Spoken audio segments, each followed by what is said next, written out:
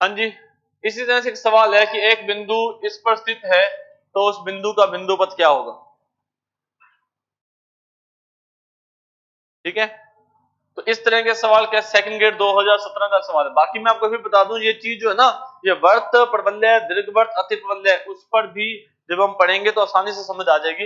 लेकिन फिर भी अभी बिंदु पथ में देखें तो इसको कैसे सोल्व करेंगे। तो x का मान क्या दे रखा है, a cos थीटा प्लस में b sin थीटा, और y का मान क्या दे रखा है आपको, a sin थीटा माइनस में b cos थीटा, ये दिया हुआ है। अगर इन दोनों का वर्ग करके जोड़ दें, समीकरण 1 और समीकरण 2 के वर्गों का योग कर दें, तो x square plus y square equal to क्या आएगा, इन a cos थीटा का स्क्वायर प्लस में इन दोनों के वर्गों का स्क्वायर a स्क्वायर आ जाएगा, इन दोनों के वर्गों का स्क्वायर b स्क्वायर आ जाएगा, और प्लस का 2ab sin theta cos theta और माइनस का 2ab sin theta cos theta cancel हो जाएगा। तो x square plus y square equal to कितना आ जाएगा, a square plus b square.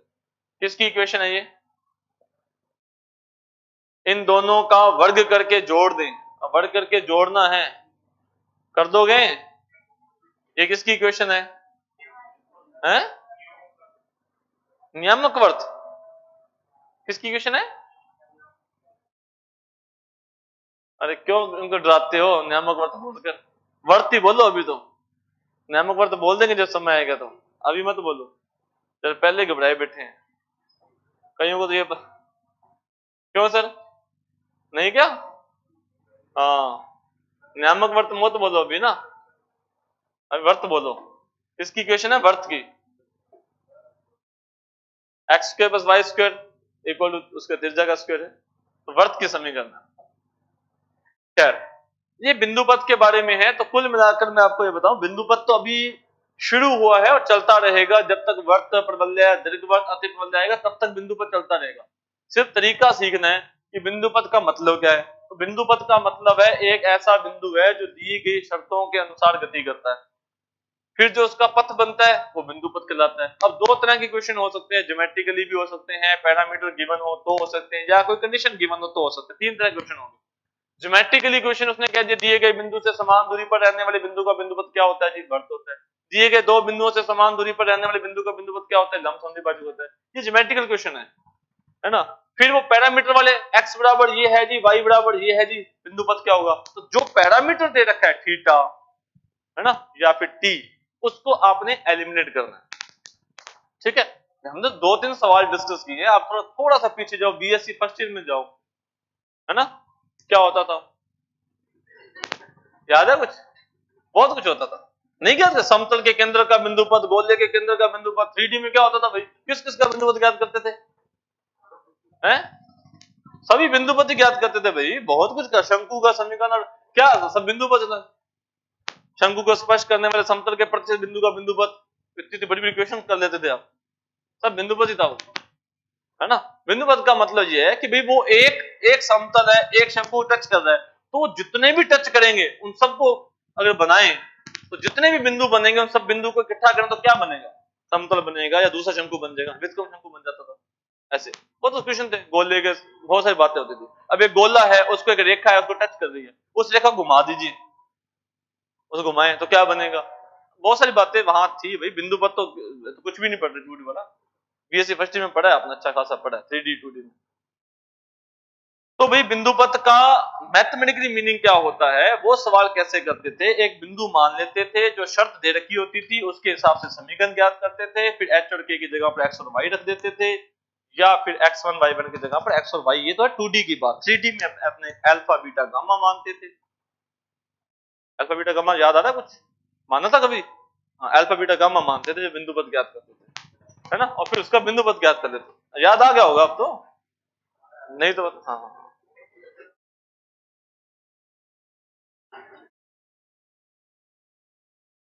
चलो जी, हाँ तो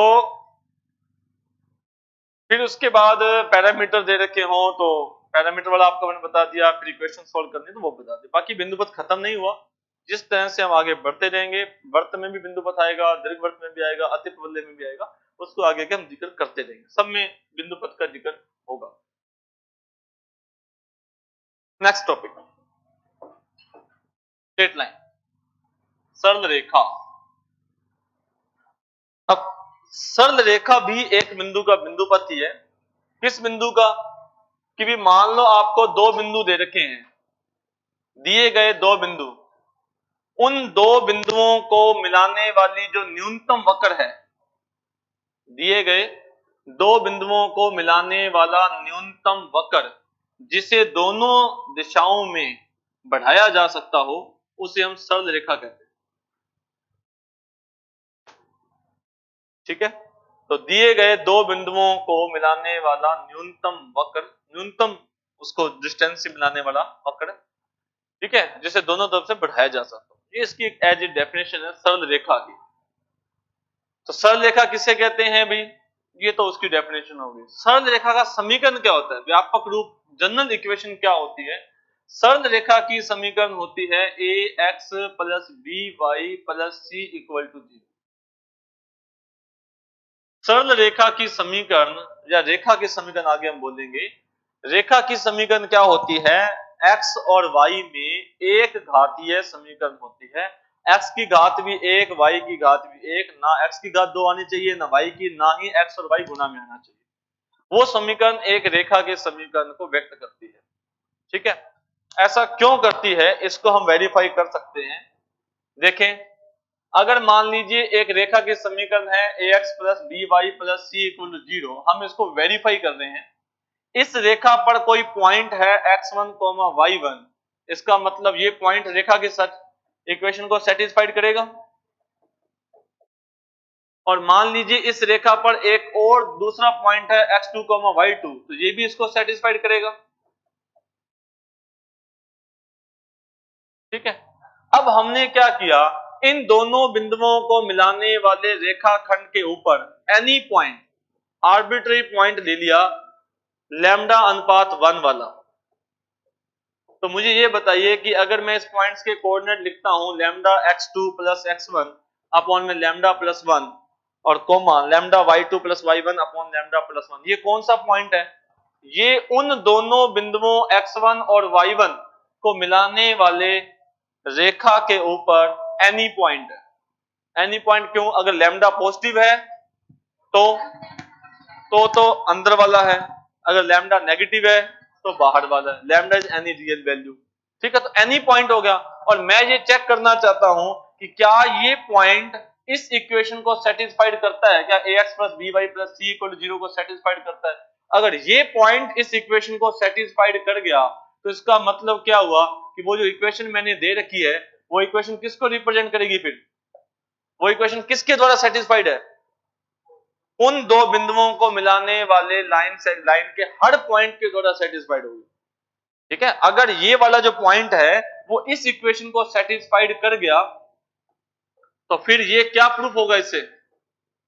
हाँ जी, इससे ये प्रूफ होगा कि वो इक्वेशन किसकी है, ये वाली इक्वेशन किसकी है, फिर ये किसके द्वारा सेटिस्फाइड होती है? ये ना केवल x1 y1 के द्वारा, ना केवल x2 y2 के द्वारा सेटिस्फाइड होती है, ये इक्वेशन उन दो पॉइंटों को मिलाने वाले लाइन के हर पॉइंट के द्वारा सेटिस्फाइड होती है। और यही एक इक्वेशन का मीनिंग है। इक्वेशन का मतलब होता है कि जो पॉइंट उस इक्वेशन पर हैं, कर्व पर हैं, उसके द्वारा सेटिस्फाइड होनी चाहिए, और जो पॉइंट उस कर्व पर नहीं है उसके द्वारा सेटिस्फाइड नहीं होनी चाहिए। तो ये इक्वेशन चेक कीजिए कि क्या इसको सेटिस्फाइड करता है या नहीं करता। तो भाई अगर मैं कॉमन ले लूं, लैम्डा प्लस 1 अपॉन वाला कॉमन ले लूं, और फिर a के साथ क्या आएगा? देखो, ये मैंने कॉमन ले लिया तो क्या आ जाएगा भाई? a lambda x2 plus x1 plus b lambda y2 plus y1, और c के साथ क्या आएगा? लैम्डा प्लस में 1। तो बताइए, अगर आप लैम्डा कॉमन ले लेंगे 1 अपॉन लैम्डा 1, लैम्डा कॉमन लेंगे तो साथ में क्या आएगा? a x2 plus b x1 plus c, और प्लस में एक के साथ क्या आएगा? एक चाहे लिखो चाहे ना लिखो, यहाँ तो x2 आ जाएगा, यहाँ क्या आ जाएगा? a x1 plus b y1 plus c, yes या नो? ठीक है, और इसकी वैल्यू कितनी है? 0। इसकी वैल्यू कितनी है? 0, क्योंकि इसको सेटिस्फाइड करते थे। तो ये कितना आया? 0। और क्या प्रूफ हुआ? प्रूफ ये हुआ कि ये इक्वेशन, यदि जो दी गई समीकरण है यदि x1 और y2 के द्वारा सेटिस्फाइड है, x1 y1 और x2 y2 के द्वारा सेटिस्फाइड है, तो फिर ये इस पॉइंट के द्वारा भी सेटिस्फाइड होगी। मतलब अगर x1 y1 x2 y2 line पर हैं, तो x1 y1 और x2 y2 को मिलाने वाला उस रेखा के ऊपर हर पॉइंट वो भी उस इक्वेशन को सेटिस्फाइड करता है, उस पर है, मतलब फिर ये उस लाइन की इक्वेशन है। ठीक है, तो ये इसका मतलब है। अगर समझ आया तो बहुत अच्छी बात, वरना आपको ये पता होना चाहिए किसी रेखा का समीकरण का general form ax plus by plus c equal to 0 होता है, लेकिन किसी कर्व की इक्वेशन का मतलब भी पता होना चाहिए। किसी कर्व की इक्वेशन का मतलब ये है कि जो पॉइंट उस कर्व के ऊपर हैं, वो हर पॉइंट के कोऑर्डिनेट उस इक्वेशन को सेटिस्फाइड करेंगे, और जो पॉइंट उस कर्व के ऊपर नहीं है, उसका एक भी ऐसा पॉइंट उस इक्वेशन को सेटिस्फाइड नहीं करेगा। ठीक है, जो पॉइंट कर्व पर हैं वो सारे सेटिस्फाइड करेंगे, और जो पॉइंट कर्व पर नहीं है तो एक भी पॉइंट उस इक्वेशन को सेटिस्फाइड नहीं करेगा। ठीक है, अब बात करते हैं अक्ष व अक्षों के समांतर रेखाओं के समीकरण क्या होते हैं। वैसे तो हम बीच बीच में जिक्र करते रहे हैं इसका, लेकिन फिर से आपको बता दें। हम जानते हैं कि x अक्ष का समीकरण क्या होता है, y इक्वल टू 0, और y अक्ष का समीकरण क्या होता है, x इक्वल टू 0। क्योंकि जितने भी पॉइंट x अक्ष के ऊपर हैं, उन सभी पॉइंटों का y कोऑर्डिनेट 0 होता है। ठीक है, तो x अक्ष के ऊपर जितने भी पॉइंट हैं वो y इक्वल टू 0 को सेटिस्फाइड करते हैं। और कोई बिंदु बता दो जो x अक्ष के ऊपर नहीं है और y इक्वल टू 0 को सेटिस्फाइड कर देता है कोई ऐसा पॉइंट जिसके लिए y 0? x अक्ष के अलावा क्या कोई ऐसा बिंदु है जिसके लिए y 0 हो? और x अक्ष ओरिजिन भी x अक्ष पर ही है। और कोई बताओ, ओरिजिन x अक्ष पर नहीं है, x अक्ष पर ही है। x अक्ष के अलावा कोई ऐसा बिंदु है जिसके लिए y बराबर 0 नहीं है? x अक्ष के प्रत्येक बिंदु के लिए y बराबर 0 है कि नहीं है? है। तो y बराबर 0 उसकी समीकरण हुई। y बराबर 0 समीकरण होने का मतलब है कि जिसकी समीकरण आप बोल रहे हो उसका हर पॉइंट उसको सेटिस्फाइड करे, और जो पॉइंट उस पर नहीं है वो उसको सेटिस्फाइड ना करे। तो सिर्फ x अक्ष ही ऐसी है जिसके लिए y बराबर 0 होता है। तो y बराबर 0 x अक्ष का समीकरण है, क्यों समझोगे? इसी प्रकार से y अक्ष का समीकरण क्या है, x बराबर 0, क्योंकि y अक्ष के हर पॉइंट के लिए x 0 होगा और किसी के लिए x 0 नहीं होगा। अगर कोई लाइन x अक्ष के पैरेलल है या y अक्ष के पैरेलल है, जैसे मान लो ये पॉइंट है 1,0, अगर कोई लाइन यहां से गुजरती है, ठीक है, तो ये देखिए x का मान 1 है, y का मान 0 है। अगर आप कोई पॉइंट और लेंगे, x का मान 1 है, y का मान 1 है, x का मान 1 है, y का मान 2 है, x का मान 1 है, y का मान 3 है, x का मान 1 है, y का मान -1 है, x का मान 1 है, y का मान -2 है।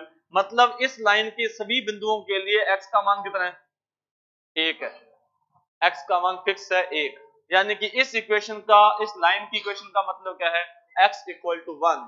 इसका मतलब है x बराबर 2, इसका मतलब है x बराबर 3, x बराबर -1, x बराबर -2, x बराबर -3, x बराबर 0। ठीक है, और इक्वेशन का मतलब मैंने आपको बता दिया कि हर पॉइंट जो लाइन पर है उसको सेटिस्फाइड करना चाहिए, तो आप करेगा। आप x बराबर 1 मैंने ये लिख दिया, इसके अलावा x बराबर 1 किसी के लिए नहीं है, किसी के लिए x का मान 1 नहीं है, सिर्फ इसके लिए है। तो अगर कोई रेखा y अक्ष के समांतर है, y अक्ष का समीकरण x बराबर 0, उसके दाईं तरफ x बराबर 1, x बराबर 2, x बराबर 3, x बराबर 4, x बराबर 5, इस तरह बाईं तरफ x बराबर -1, x बराबर -2, x बराबर -3। इसका मतलब अगर मैं ये लिखता हूं x is equal to any constant, what is this in 2D, 2D में, not algebra, in 2D it's equation of a line parallel to y axis. ये y अक्ष के समांतर एक रेखा को व्यक्त करता है। और इसी तरह से अगर आप बात को समझे तो ये बताइए ये क्या है, y बराबर 1, y बराबर 2, y बराबर 3, y बराबर -1, y बराबर -2। इस रेखा के लिए हर बिंदु के लिए y का मान -1 होगा, इस रेखा के हर बिंदु के लिए y का मान -2 होगा और किसी के लिए y का मान -2 नहीं होगा, तो y equal to any constant is a line parallel to x axis. समझ आ रही बात? y बराबर कुछ कांस्टेंट लिखा हुआ है तो वो एक रेखा है किसके बराबर? x अक्ष के समांतर। हाँ जी, x equal to 1, x equal to 2, x equal to 3, x equal to 4, x equal to 0, x equal to -1, x equal to -2, x equal to -3 and y is equal to -2, y is equal to -1, y is equal to 0, y is equal to 1, y is equal to 2। समझ बात? ठीक है जी। तो line अक्षों के समीकरण पर चल गए, x बराबर 0 और y बराबर 0। अक्षों के समांतर रेखा के समीकरण पर चल गए, x equal to any constant, y equal to any constant. और कौन सी रेखा हो सकती है? कुल मिलाकर 4 प्रकार की रेखाएं ही हैं, सब प्रकार की जितनी भी रेखाएं हैं उसको 4 भागों में ही आप डिवाइड कर सकते हैं। या तो वो समांतर होती हैं या नहीं होती। अगर समांतर नहीं होती तो एक प्रकार की रेखा और है जिसके लिए क्या होता है, जो मूल बिंदु से गुजरती है। मूल बिंदु से कितनी रेखाएं गुजर सकती हैं? हाँ जी, अनंत। इन सभी रेखाओं की क्या खासियत है भाई? अगर ये वाली रेखा ax plus b y plus c equal to 0 अगर मूल बिंदु से गुजरती है तो मूल बिंदु इसको संतुष्ट करेगा, और मूल बिंदु संतुष्ट करेगा मतलब x की जगह पर 0 रखने पर, y की जगह पर 0 रखने पर बराबर में 0 आना चाहिए। संतुष्ट करने का मतलब समझते हो? तो बराबर में 0 आना चाहिए, मतलब c क्या होना चाहिए? फिर c 0 ही होना चाहिए, तो ही तो बराबर आएगा। इसका मतलब अगर कोई रेखा मूल बिंदु से गुजरती है तो उसमें c नहीं होगा, उसमें x वाला होगा, y वाला होगा, लेकिन c नहीं होगा। तो मूल बिंदु से गुजरने वाली प्रत्येक रेखा के समीकरण में क्या होता है? कांस्टेंट नहीं होता। ठीक है, कांस्टेंट नहीं होता। और केवल रेखा की बात नहीं की जा रही, मूल बिंदु से कोई भी वक्र गुजरेगा, चाहे वो वर्त हो, चाहे वो प्रवलय हो, चाहे वो दीर्घवर्त हो, चाहे अति प्रवलय हो, अगर वो मूल बिंदु से गुजरेगा तो उसमें कांस्टेंट टर्म नहीं होती, अचर पद नहीं होता। मूल बिंदु से गुजरने वाले प्रत्येक वक्र में अचर पद नहीं होता। x वाले आएंगे, y वाले आएंगे, कांस्टेंट नहीं आएगा। और देखिए कौन सी लाइन हो सकती है, एक प्रकार की रेखा और हो सकती है जो मूल बिंदु से भी नहीं गुजरती और अक्षों के समांतर भी नहीं होती, और वो रेखा ये होती है। क्यों, किस अक्ष को काटती है? ये दोनों अक्षों को काटती है। तो कुल मिलाकर 4 प्रकार की रेखाएं होती हैं। ठीक है, कौन कौन सी 4 प्रकार की रेखाएं?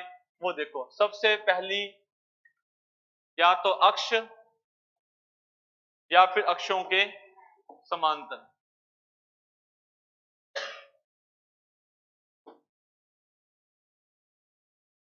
ठीक है, या तो ये होंगी, या कौन सी होंगी, या मूल बिंदु से गुजरने वाली होंगी। ठीक है, या कौन सी होंगी, या मूल बिंदु से गुजरने वाली होगी, और या कौन सी होंगी, या दोनों अक्षों पर अंतःखंड काटने वाली होगी। ठीक है, ये होगी। और थोड़ा सा क्लासीफाई करें तो अपने क्या कर सकते हैं?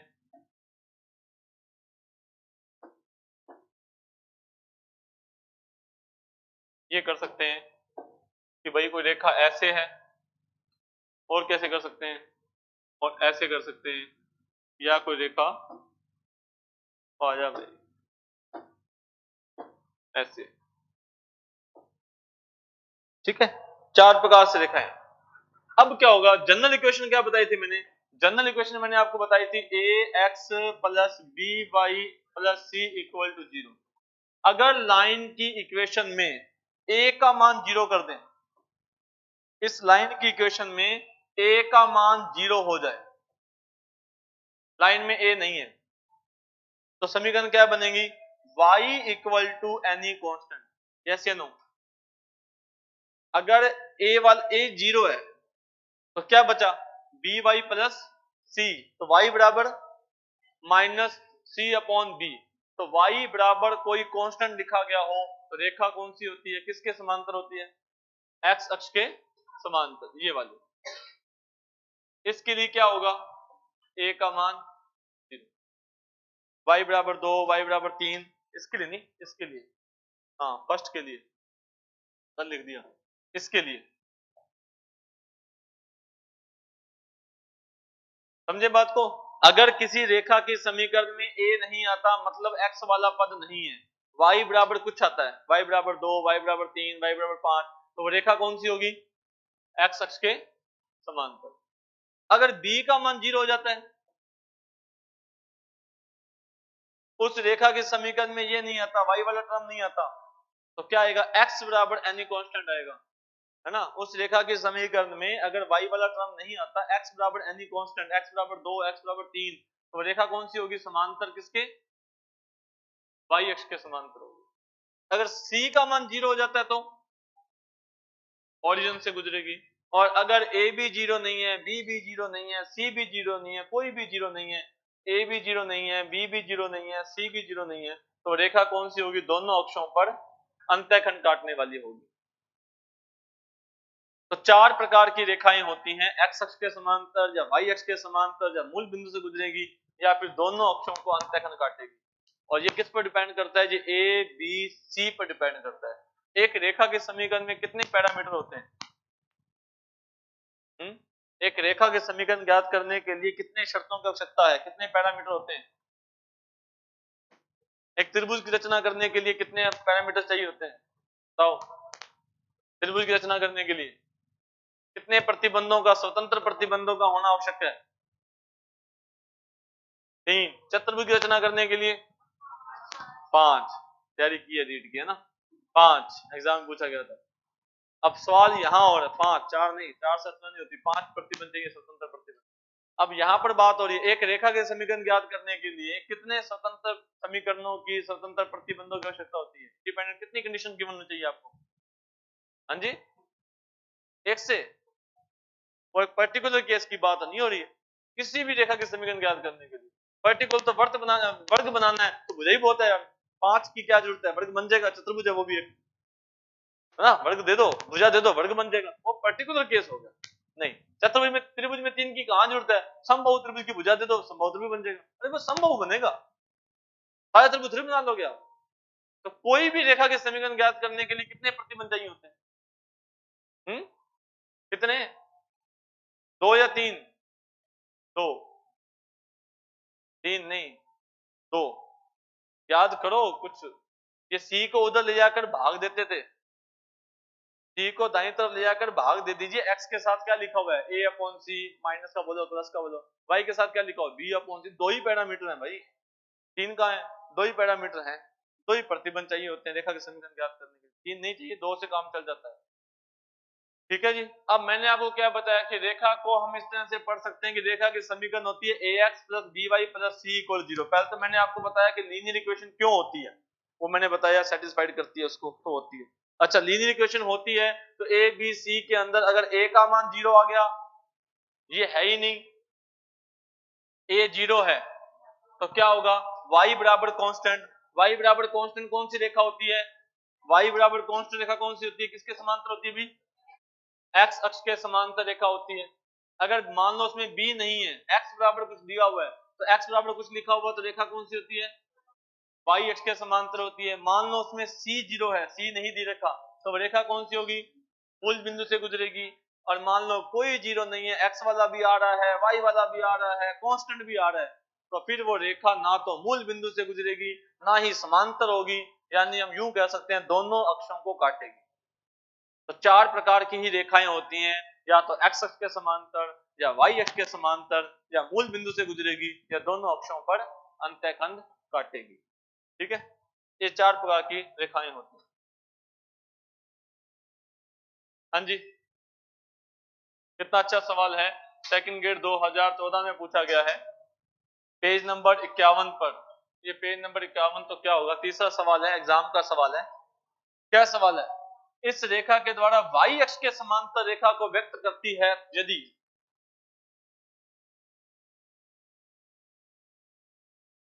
टिक किया हुआ है। तो ये बात ध्यान रखो, b बराबर 0 के दो ऑप्शन दे रखे हैं। कितना अच्छा सवाल है ये। तो चलो अब आंसर टिक किया हुआ है तो जल्दी समझ आ रहा है आपको। अगर b का मान 0 है, ये बात तो सही है, b का मान 0 है तो फिर ax प्लस c बराबर 0 हो जाएगा और x बराबर माइनस c अपॉन a आ जाएगा। और अगर x का मान कोई कांस्टेंट आता है, x बराबर 1 2 इस तरह से, तो ये रेखा कौन सी होती है? y अक्ष के समांतर होती है, x बराबर एनी कांस्टेंट। लेकिन खास बात ये है, x equal to minus c upon a, तो बटा में 0 तो नहीं लिख सकते। अगर मैं ये बात वैसे पीछे पूछने वाला था कि b तो 0 है, अगर a भी 0 हो जाए तो b के साथ साथ a भी 0 हो जाए तो भी रेखा के समीकरण नहीं है। रेखा के समीकरण में x आ जाए तो काम चल जाएगा, y आ जाए तो भी काम चल जाएगा, दोनों आ जाए तो भी काम चलेगा। ऐसा नहीं कि दोनों ही ना है, फिर क्या की रेखा के समीकरण हुई वो, a भी 0 b भी 0, रेखा थोड़ी बनेगी, फिर रेखा नहीं बनेगी। तो इसलिए अगर b 0 है तो हो जाए, लेकिन a फिर 0 ना हो। तो x तो बचे कि x वाले भी 0 हो जाए, कि b तो 0 है ही, x वाले भी 0, फिर क्या की रेखा? तो a ना हो तो b हो जाए, तो रेखा होगी कौन सी भाई? y अक्ष के समांतर। a 0 ना हो या a हो जाए b ना हो तो भी रेखा होगी भाई कौन सी? x अक्ष के समांतर। c 0 हो गया, a और b दोनों नहीं है तो भी है कौन सी? मूल बिंदु से गुजरने वाली। तीनों 0 नहीं है तो भी है दोनों अक्षों को अंतःखंड काटने वाली। अरे भाई अगर a और b दोनों ही 0 हो गए तो फिर काय की रेखा? फिर ना x है ना y है, फिर रेखा ही नहीं बनेगी। इसलिए अगर b 0 है तो a 0 नहीं होना चाहिए, जो बटा में आ रहा है वो 0 नहीं होना चाहिए। तो b 0 है तो फिर a not equal to nought, are not. और इसी प्रकार से अगर a 0 है और b 0 नहीं है तो भी रेखा बनेगी, लेकिन पैरेलल टू x एक्सिस बनेगी, वो x एक्सिस के समांतर हो जाएगी। क्लियर बात? अच्छा सवाल था, पूछा गया। किसी रेखा की स्लोप क्या होती है? अभी हमने क्या जिक्र किया? अभी एक रेखा की जनरल इक्वेशन क्या होती है? अभी हमने जिक्र किया है एक रेखा की जनरल इक्वेशन क्या होती है, और ये इक्वेशन रेखा की समीकरण ही क्यों है उसको हमने क्लासिफाई किया था। अभी क्यों होती है? क्योंकि अगर दो बिंदु इस रेखा के समीकरण को संतुष्ट करते हैं तो उन दो बिंदुओं को मिलाने वाला arbitrary any point lambda ratio 1 है ना, arbitrary any point. Lambda positive है तो भी लाइन सेगमेंट पर होगा, लैम्डा नेगेटिव है तो बाहर चला जाएगा, मतलब एनी पॉइंट। तो लैम्डा कोई फिक्स वैल्यू नहीं है, lambda is any real value. तो ये पॉइंट भी सेटिस्फाइड कर रहा है, इसका मतलब वो रेखा के हर बिंदु के द्वारा संतुष्ट है। तो ये इक्वेशन किसकी है? फिर एक लाइन की इक्वेशन है। ये तो मैंने वेरीफाई किया। अब मैंने आपको बताया था कि भाई एक्स अक्ष के समांतर रेखा, y अक्ष के समांतर रेखा, x अक्ष का समीकरण, y अक्ष का समीकरण क्या होता है? x बराबर 0 y बराबर 0 सबको पता है, ये वाली रेखा है y अक्ष है, तो समीकरण x बराबर 0। भाई ये अगर x बराबर 0 है तो दाईं तरफ x बराबर 1, x बराबर 2, x बराबर 3, बाईं तरफ x बराबर -1, x बराबर -2।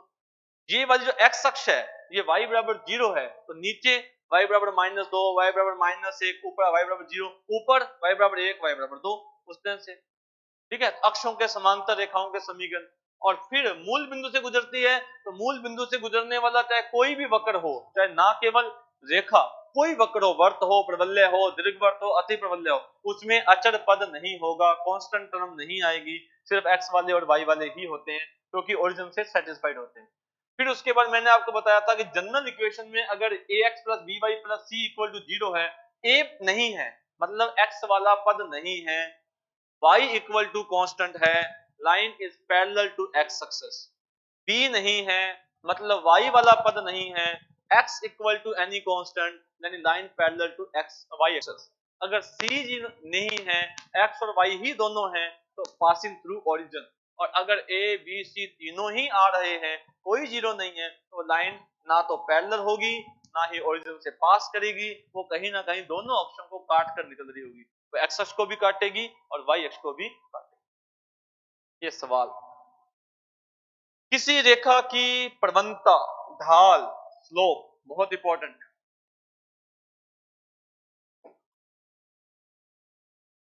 किसी रेखा के द्वारा एक्स अक्ष के साथ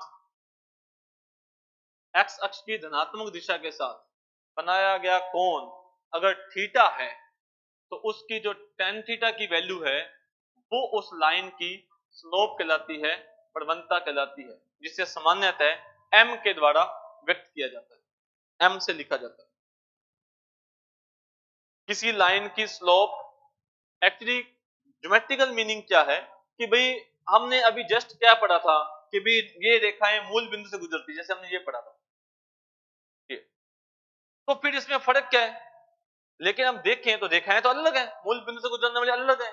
तो अगर रेखाएं सभी मूल बिंदु से गुजर रही हैं तो क्या चीज का फर्क है? फर्क है उसका झुकाव, वो एक्स अक्ष के साथ कितना झुकी हुई है, कितना कोण बना रही है, इसका फर्क है।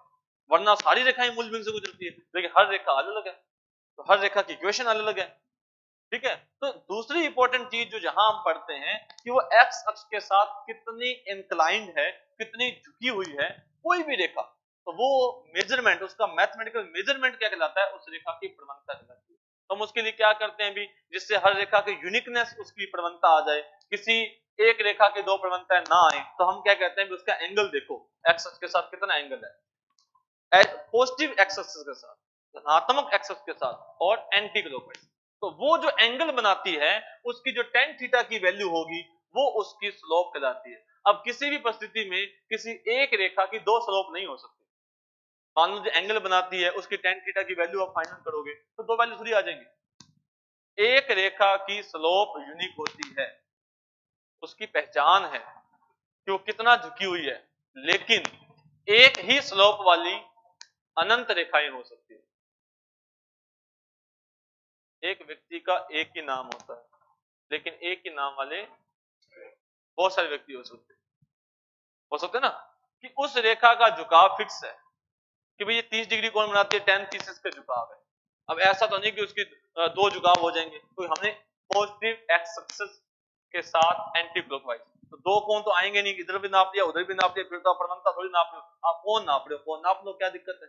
कोण नापने में किसने मना किया? प्रवणता ज्ञात करते हो तो एक ही कोण देखना है, कौन सा कोण? पॉजिटिव एक्स एक्सिस के साथ एंटी क्लॉकवाइज। तो उस कोण का जो tan थीटा की वैल्यू होगी वो उसकी स्लोप है। तो tan थीटा की वैल्यू उसका स्लोप कहलाती है। किसी भी रेखा की स्लोप यूनिक होती है, उसके झुकाव को व्यक्त करती है, उसकी थिकनेस को, उसकी पहचान को बताती है ना। एक रेखा की एक से ज्यादा स्लोप नहीं हो सकती, लेकिन एक ही स्लोप वाली बहुत रेखाएं हो सकती हैं। मैं यहां पर एग्जांपल के लिए ये लाइनें खींच देता हूं, ये लाइनों की सबका एंगल कितना है? सेम है। तो tan थीटा की वैल्यू क्या है? सेम है। सबकी स्लोप क्या है? सेम है। लेकिन एक रेखा की दो स्लोप नहीं है, हर रेखा की स्लोप एक है। अब पवन कुमार किसी का नाम है तो पवन कुमार के नाम से बहुत होंगे, रामलाल किसी का नाम है तो रामलाल के नाम बहुत होंगे, लेकिन उसके नाम तो चार नहीं है कि इसका नाम रामलाल भी है, इसका नाम श्यामलाल भी है, इसका नाम मोहन कुमार भी है, ऐसा तो नहीं होगा ना, वो वाली बात है। ठीक है, तो स्लोप उसकी पहचान है, उसकी एक आइडेंटिफिकेशन है। अब स्लोप के बारे में हम क्या क्या बातें डिस्कस करते हैं वो देखते हैं। तो मैंने कुछ चीज तो आपको बता ही दी। स्लोप को हम सामान्यतः किससे लिखते हैं? एम थीटा, एम से लिखते हैं, और किसके इक्वल होती है? tan थीटा के इक्वल होती है। किसी भी लाइन की जो स्लोप है उसकी जो वैल्यू, यानी कि tan थीटा की जो वैल्यू होती है वो माइनस इनफिनिटी से लेकर इनफिनिटी तक कुछ भी हो सकती है ना। जैसे हम प्रोबेबिलिटी करते हैं कि भाई नेगेटिव नहीं होनी चाहिए, है ना, एक से ज्यादा नहीं होनी चाहिए, उसकी शर्त है ना प्रोबेबिलिटी की। ऐसे साइन थीटा की वैल्यू भाई माइनस एक से कम नहीं होनी चाहिए, एक से ज्यादा नहीं होनी चाहिए। tan थीटा की वैल्यू, tan थीटा की वैल्यू क्या होती है? चलो, कहां से कहां तक उसकी रेंज क्या होती है? कोई बात नहीं, ये लो, अभी क्लियर हो जाएगा। लेकिन किसी भी लाइन की स्लोप जो होती है वो माइनस इनफिनिटी से लेकर इनफिनिटी तक हो सकती है। माइनस इनफिनिटी के साथ इक्वल का निशान नहीं लगाया, इनफिनिटी के साथ लगाया मैंने। अच्छा ये बताओ एक्स अक्ष की स्लोप क्या होगी? एक्स अक्ष, तो एक्स अक्ष खुद के साथ कितना कोण बनाती है? 0 डिग्री, और tan 0 की वैल्यू 0।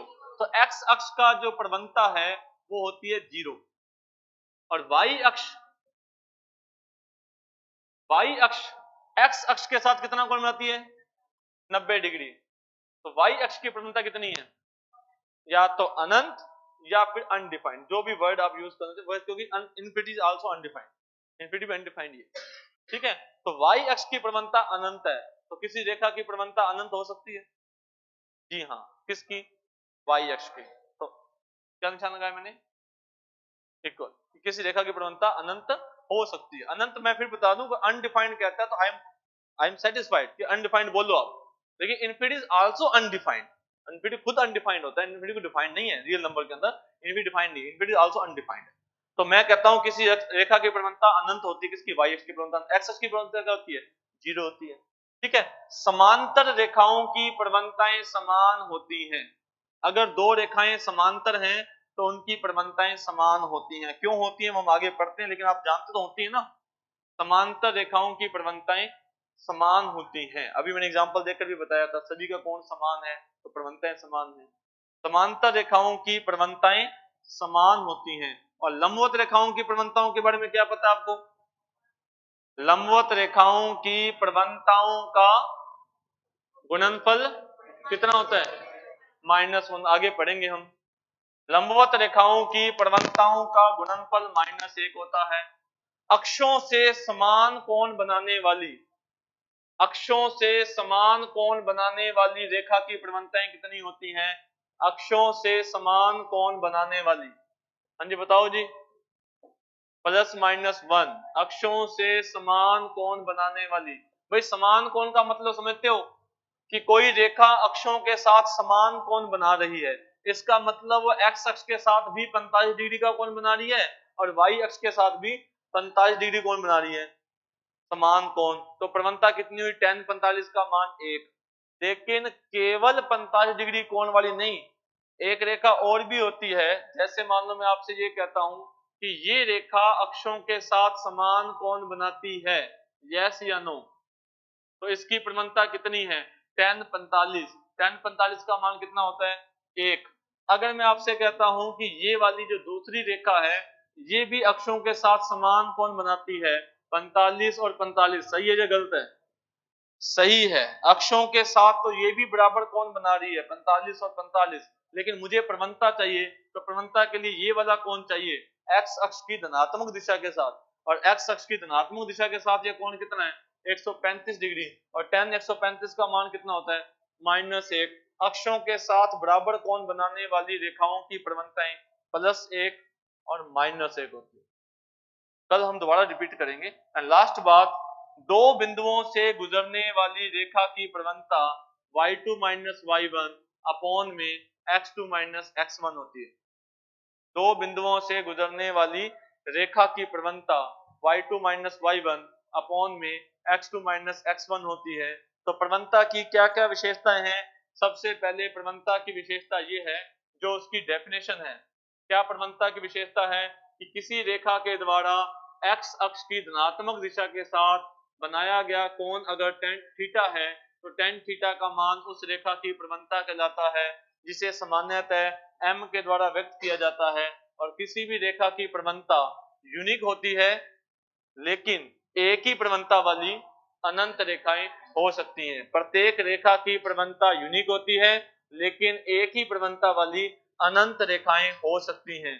किसी रेखा की प्रवणता -अनंत से लेकर +अनंत तक कुछ भी हो सकती है। एक्स अक्ष की प्रवणता 0 होती है और वाई अक्ष की प्रवणता अनंत होती है। एक्स अक्ष की प्रवणता 0 होती है, वाई अक्ष की प्रवणता अनंत होती है। समांतर रेखाओं की प्रवणताएं समान होती हैं। लंबवत रेखाओं की प्रवणताओं का गुणनफल -1 होता है। अक्षों के साथ समान कोण बनाने वाली रेखाओं की प्रवणताएं या तो +1 होती हैं या -1 होती हैं। दो बिंदुओं से गुजरने वाली रेखा की प्रवणता y2 - y1 बटा में x2 - x1 होती है। ठीक है, और अगर आप जानना चाहें तो हम आगे सब जिक्र करेंगे। इस रेखा की प्रवणता ax + by + c = 0, इस रेखा की प्रवणता क्या होती है? -a/b। ऐसा क्यों होता है वो सब आपको जिक्र किया जाएगा। ठीक है, ठीक है जी, आज के लिए इतना ही। धन्यवाद।